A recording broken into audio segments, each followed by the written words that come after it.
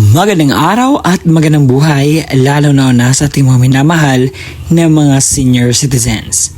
Sa araw po na ito ay nakatanggap po tayo ng mga komento galing po sa ating mga minamahal na mga televiewers or mga nanonood sa aking vlog.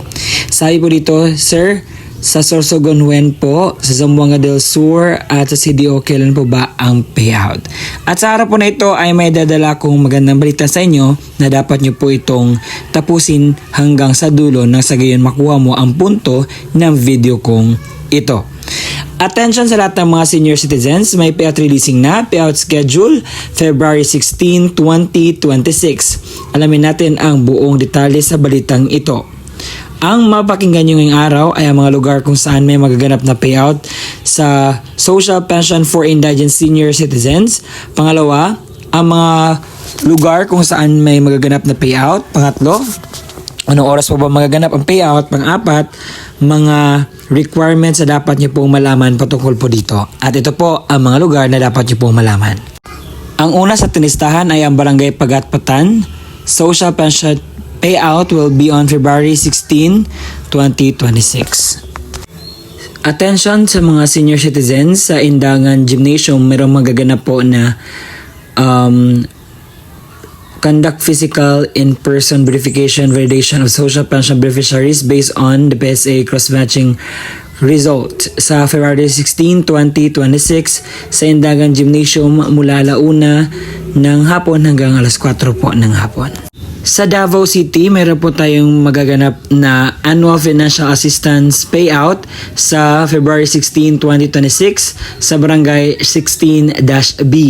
Ang inyong pong payroll ay Abatayo Lela et al.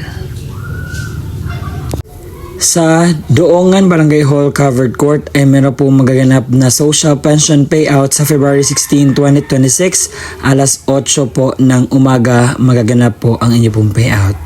At pwede kayong bibisita po sa kasi meron survey form sa inyong pong barangay sa office at magdala na po ng senior citizens ID. Attention sa lahat ng mga social pensioners, please be informed that the schedule of your payout sa February 11 po ay na-cancelled siya at ito po ay mangyayari na sa February 16, 2026 at sa tamang oras po at sa gymnasium po. All senior citizens pensioners are requested to proceed to June Torres Gymnasium for transport to be designated to the designated payout venue. Sa Butuan po, meron pong magaganap na first quarter payout. Ating pong babasahin. Please be informed the Department of Social Welfare and Development or DSWD Caraga Field Office will be conducting the first quarter payout of 2026 sa 204 social pensioners sa barangay ninyo sa February 16, 2026 at Barangay Ong Liu Covered Court, Butuan City. Sa Samang, Toledo City, babasahin po natin ang letter para po sa inyo. To Honorable Impuerto, this is to inform the Department of Social Welfare Development or DSWD will be coordination with the City Social Welfare Development Office or CSWDO will be conducting a profiling activity for the selected social pensioners in your area. This activity is a part of Basta Verificado, Mabilis ang Serbisyo Initiative, which is new online system designed to improve the speed of accuracy of DSWD services. Ngayong February 16, 2026, 9 a.m. hanggang 12 noon, Barangay Covered Court po ito magaganap. At yun po ang balita na inyo pong napakinggan na mangyayari sa February 16, 2026. At lahat po ng iyon ay totoo po at walang gawa po. Kasi gusto ko po na ang lahat ng mga senior citizens ay makakuha po ng mga balitang fresh at hindi po mga scams. Kaya naman po ginagawa ko po ito nang sa gayon po ay meron kayong basihan kung saan po kayo manonood, and I'll be availing myself to make a vlog para po sa inyo. At sa mga nagtatanong, sir, bakit wala po ang aming lugar? Ano po yung dapat naming gawin para makakuha po kami ng tawag dito impormasyon. Ang dapat nyo pong gawin na pumunta po kayo sa pinakamalapit na barangay sa inyo at tanungin po ang inyo pong update sa social pension for indigent senior citizens na sa ganyan po ay meron kayong makuha na ano man yung dapat nyo kinakailangan na impormasyon. At sa punto pong ito, sa pag-payout po kasi may tinatawag tayong requirements at ito po yung dapat na i-ready ng ating mga minamahal na senior citizens. Pakinggan lahat. Ang kukuha na kanyang payout, isang malinaw na photocopy or Xerox ng senior citizens ID na mayroong 3 original na pirma or thumb mark katulad sa ID ng senior citizens. Paalala, panatilihing presentable ang mga dokumento, ilagay sa plastic envelope nang iwasang magusot.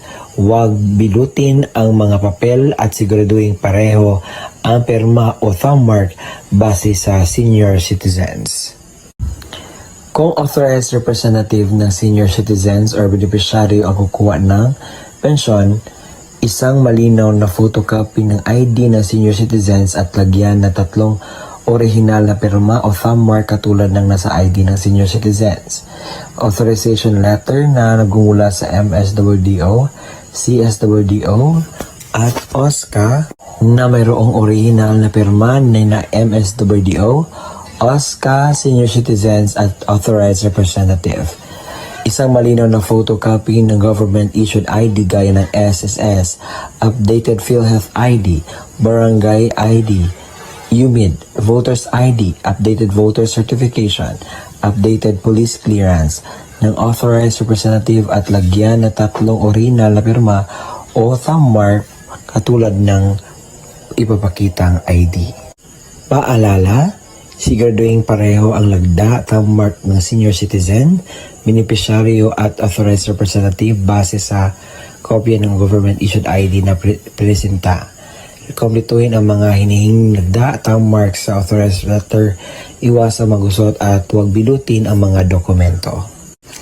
Kung namatay na ang beneficiaryo, isang malinaw na Xerox ng ID ng pensioners, warranty letter na nagmula sa MSWDO, CSWDO o OSCA na may pirma ng MSWDO, Xerox ng death certificate ng beneficiaryo na mayroong serial number, isang malinaw na photocopy ng government-issued ID gaya ng SSS, updated PhilHealth ID, updated Barangay ID, UMID Voters ID, updated voter certification, at updated police clearance ng authorized representative at lagyan na 3 original na pirma o thumb mark katulad ng pinapakitang ID. Paalala, kompletuhin ang mga hinihinging lagda o thumb mark sa warranty letter at iwasang maggusot at huwag bilutin ang mga dokumento. Kung wala ang death certificate, kinakailangan ng certificate mula sa MSWDO, CSWDO na nakasaad ng pagpatunay na ang beneficiaryo ay patay na at kasalukuyan inasikaso ang death certificate. Huwag kalimutan magdala ng inyong ballpen na itim, payong at saka tubig. At kung meron na doon na po kayo sa payout, kinakailangan niyo pong gawin ito. Kinakailangan kumain muna kayo before pupunta sa payout. Magdala ng sariling ballpen, inumin at gamot kung kinakailangan. Baka pagdating po doon ay medyo mas ready tayo para maiwasan natin ang mga darating pang mga sakuna.